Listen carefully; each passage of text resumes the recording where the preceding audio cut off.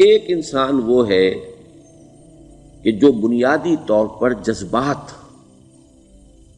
جذبات سے فیصلہ کرتا ہے. آپ اس کے جذبات کو اپیل کر لیجئے، وہ آپ کی بات مان لے گا. ایک آدمی وہ ہے کہ جو پہلے بات کو سمجھنا چاہتا ہے کہ میری عقل بھی اس بات کو تسلیم کرتی ہے کہ نہیں. بس یہ ڈسٹنکشن ہے. جو شخص چاہتا ہے کہ پہلے سمجھوں پھر مانوں، وہ انٹلیکچوئل ہے، چاہے ان پڑھ ہو. An absolutely illiterate person can be an intellectual and a PhD can be a جذباتی آدمی. پی ایچ ڈی ہونے سے کیا ہوتا ہے؟ ایموشنل ہو سکتا ہے.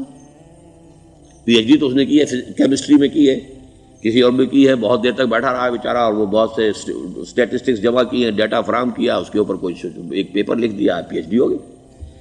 ضروری نہیں کہ پی ایچ ڈی اس کے اندر کامن سینس بھی ہو. کامن سینس بہت بڑی ریئر سینس ہوتی ہے. It's called common sense but rarely found. اسی طریقے سمجھ لیجئے الٹریٹ شخص بھی، لیکن یہ کہ اگر اس کا مزاج ایسا ہے، اس کی ایک شخصیت ہے کہ وہ پہلے بات کہتا ہے، بات پہلے مجھے سمجھاؤ. وہ انٹلیکٹ سے یو کین اپروچ ہم تھرو ہز انٹلیکٹ. یو میں سے کہ اس کے جذباتی اسٹرکچر، اس کا ہارٹ، اس کے اور آپ کے درمیان اس کا انٹلیکٹ حائل ہے. You have to go through it.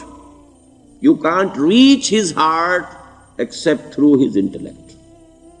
ایک آدمی وہ ہوتا ہے جس کا یہاں کچھ ہے نہیں، کوئی نظریہ نہیں، کوئی خیال نہیں، نہ وہ عقل سے کوئی زیادہ سوچتا ہے، نہ کوئی. آپ نے اس کے اچھی بات کہی، اس کے دل میں اتر گئی. از دل خیزت بر دل ریزت. خلوص کے ساتھ آپ نے ایک بات کہی، بات اچھی تھی، اس کی فطرت نیک تھی، اس نیک فطرت اس بات جا کے اپیل کر گئی. And he starts going with you. میں نے تبلیغی جماعت کا اور ان تحریکوں کا جہاں تقابل کیا ہے کہ تبلیغی جماعت کی جو اپیل ہے ایموشنل ہے، انٹلیکچوئل نہیں ہے. وہ ایموشنلی اپروچ کرتے ہیں، اور جو ایموشنل پیپل ہیں وہ فوراً ریسپونڈ کرتے ہیں، پھر انہیں وہاں سے وہ اچک لیتے ہیں. نکلو اب اس ماحول سے، 3 دن کے لیے آؤ، 40 دن کے لیے آؤ، 4 مہینے کے لیے آؤ، جو بھی آؤ، 3 چلے لگاؤ، تاکہ ایک نئے ماحول میں لا کر ان کی جو ہے وہ ایک خاص قسم کی وہ ذہنی اور ان کی ایک مزاج کی ساخت بنا دی جائے. تو یہ کا طریقہ بہت صحیح ہے. It's very perfect. ان کی میتھڈالوجی میں کوئی لوپ ہول نہیں ہے، یہ میں آپ کو بتا دیتا ہوں. اس لیے کہ آج اس کے شخص کے دل میں ایک اچھا جذبہ ابھرا ہے، اور وہ کل ہو سکتا ہے نہ رہے. You cash it. ابھی کیش لو، ان سے نقد لو، نکالو بھائی، وقت نکالو، نقد. اور ان کا بڑا پیارا جملہ ہے، گھر گئے تو گر گئے. بڑا پیارا جملہ، گھر گئے تو گر گئے. یعنی یہی وعدہ تو کر لو نا کہ بھائی ارادے تو کر لو. بڑا پیارا انداز ہے یہ. بھائی ارادے تو کر لو. وہ ارادہ کر لیا تو آپ ایک وعدے کی وجہ سے بند گئے. اب یہ کہ اچھا بھائی چلو نکلو، اب نکل گئے تو پھر تو ان کے قابو میں آئی گئے. اب آپ انہوں نے 24 گھنٹے وہ آپ کو جو ہے اس میں رکھنا ہے کہ وہ آپ اپنی ساری سوچ وہ سب کی سب جو ہے وہ سب جاتی رہے گی. تو یہ اپنی جگہ پر it's a very perfect methodology, لیکن اس کی اپیل لمیٹڈ ہے to emotional people, not to intellectuals. ہاں ان میں ہیں پروفیسرز ہیں، یہ ہیں ڈاکٹرز ہیں، لیکن وہ ضروری نہیں کہ انٹلیکچوئل پروفیشنل ہے. ان کا ایک اپنا ایک سمجھ ہے، اس میں کام کرتے ہیں. تو یہ جو ایٹیچیوڈ ہے کہ ذہن کے راستے سے اپروچ کرنا، اسی لیے قرآن کی اپیل کیا ہے؟ افلا تعقلون، افلا یعقلون، افلا تذکرون. ساری باتیں عقل سے کہا. ابھی میں نے جیسا کہ آپ کو بتایا، قرآن تو یہ کہتا ہے کہ بغیر یا تو عقل سے بات مانی جائے گی، اور یا قرآن کی بات مانی جائے گی، یا رسول کی بات مانی جائے گی. العلم علمان ولا تقف ما ليس لك به علم ان السمع والبصر والفؤاد كل اولئك كان عنه مسؤولا. کسی ایسی چیز کی پیروی نہ کرو جس کے لیے تمہارے پاس علم نہیں. علم دو ہے، یا آپ کو اپنے حواس کے ذریعے سے علم حاصل ہوا ہے، عقل سے حاصل ہوا ہے، اور یا پھر یہ کہ وہی سے حاصل. تو یہ ہے اصل میں کسی بھی انقلابی تحریک کے لیے جو پہلا نیوکلیس بنتا ہے وہ انٹلیکچوئلز کا ہوتا ہے. پھر یہ کہ وہ چیز جو ہے عام لوگوں کے اندر بھی نیچے اترتی ہے. اس کے بعد جو فائنل سٹیج ہوتی ہے اس میں تو آپ کو عوام کو موٹیویٹ کرنا پڑے گا. اب وہ وہاں انٹلیکچوئل اپیل نہیں چلے گی، وہاں پھر ایموشنل اپیل چلے گی. لیکن وہ کب چلے گی؟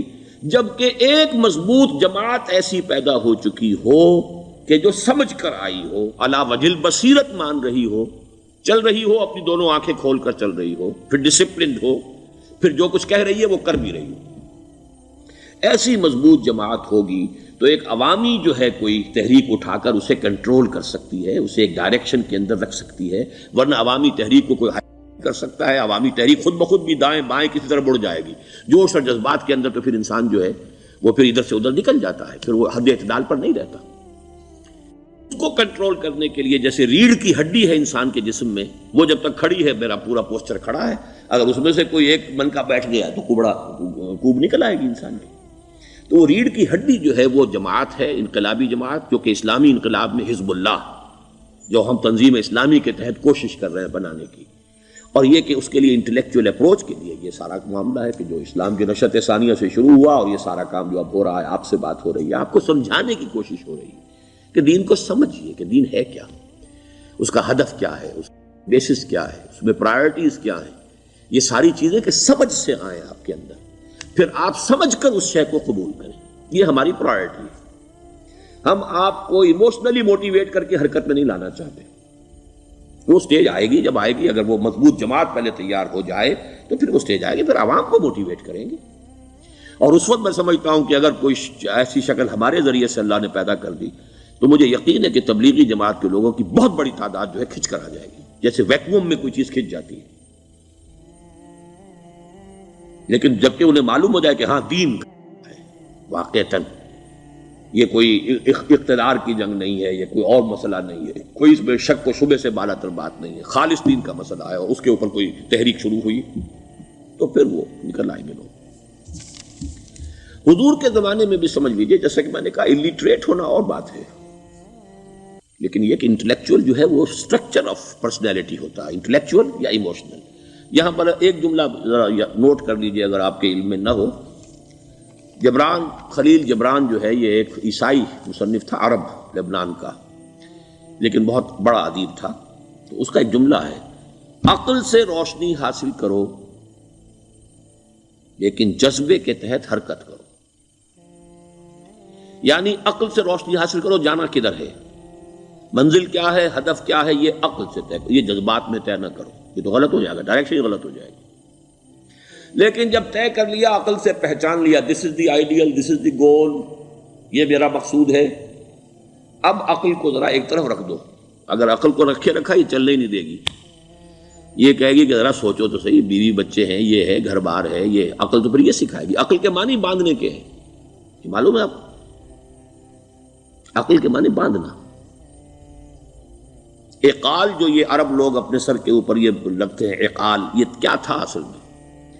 یہ عرب بدو جب ہوتا تھا، بدو وہ اپنے سر پر ایک رسی باندھ لیتا تھا کہ جہاں کہیں وہ اونٹ سے اترے گا وہ رسی اپنے سر پر سے کھولے گا اور اونٹ کا گھٹنا اس سے باندھ دے گا. ایک گھٹنا باندھ دیتا تھا تاکہ اب یہ اونٹ دوڑنے کے قابل نہیں رہا، 3 پاؤں سے اچک اچک کر، ادھر سے کوئی کیکر کا درخت ہے کچھ کھا لے گا، کہیں اور چلا جائے گا، دوڑ تو نہیں سکتا. اس رسی کو وہ اقال کہتے تھے. اب جب اس نے پھر چلنا ہے، سفر شروع کرنا ہے، وہ رسی اونٹ کے گھٹنے پر سے کھولی اور اپنے سر پر باندھ لی. یہ اقال تھا جو اب یہ سنہری اقال باندھے پھرتے ہیں بادشاہ لوگ.